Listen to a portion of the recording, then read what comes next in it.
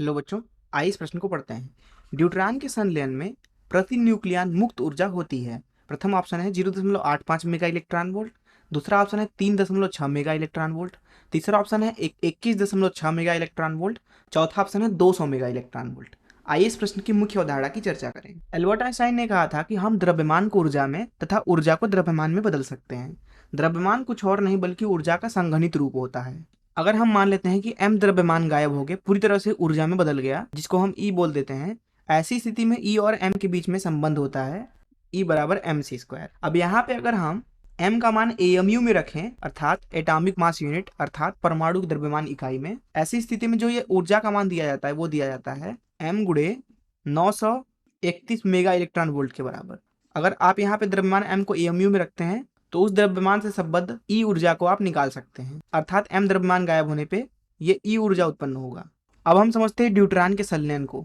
दरअसल संलयन अभिक्रिया वह अभिक्रिया है जिसमें दो नाभिक आपस में जुड़ करके दो या दो से ज्यादा नए नाभिक को बना देते हैं। अब अगर हम बात करें ड्यूट्रियम के संलयन अभिक्रिया की, अब यहाँ पे हम दो ड्यूट्रान नाभिकों को ले लेते हैं। अब जब इनका संलयन होता है तो दरअसल हमें मिलता है 1H3 अर्थात ट्रीटियम और हाइड्रोजन 1। ये होता है ड्यूट्रान का संलयन अभिक्रिया।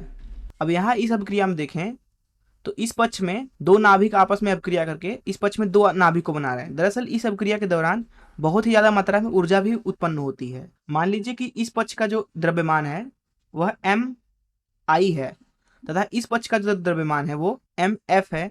ऐसी स्थिति में आप देख सकते हैं कि इस पक्ष में mf द्रव्यमान तो है ही, साथ ही साथ ऊर्जा भी है, और इस पक्ष में द्रव्यमान जो है वो mi है। अब आपको पता होगा कि द्रव्यमान और ऊर्जा दोनों ही समान चीजें हैं, बस द्रव्यमान ऊर्जा का संघनित रूप है। तो अगर हम mi द्रव्यमान से संबद्ध ऊर्जा को लिखना चाहें, जिसे हम ei बोल दें, तो वह हो जाएगा mic²। ऐसे ही अगर हम mf द्रव्यमान से संबद्ध ऊर्जा को लिखना चाहें तो वह हो जाएगा mfc²।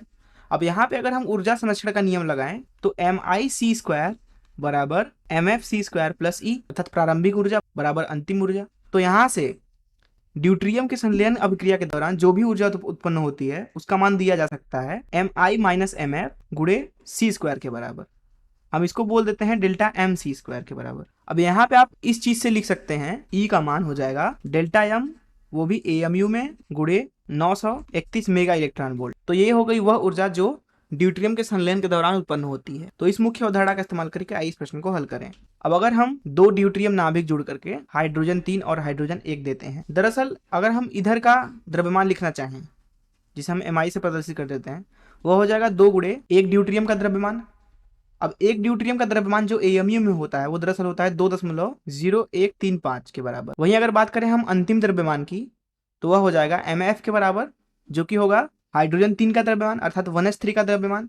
दरअसल 1s3 का जो द्रव्यमान होता है AMU में वह होता है 3.016 के बराबर, और इसमें जोड़ देंगे 1H1 का द्रव्यमान जो कि होता है 1.007 AMU के बराबर। जब आप इन दोनों को जोड़ देते हैं तो आपको mf का मान मिलता है 4.023 AMU के बराबर। वहीं अगर आप mi को लिखें 2 का गुणा करने के बाद तो आपको ये मिलेगा 4.027 AMU के बराबर। अब अगर ध्यान से आप देखें तो यहाँ पे जो प्रारंभिक द्रव्यमान है वो दरअसल है 4.027, वहीं अंतिम द्रव्यमान देखें तो वह है 4.023, अर्थात यहाँ पे द्रव्यमान जो है वो घटी है।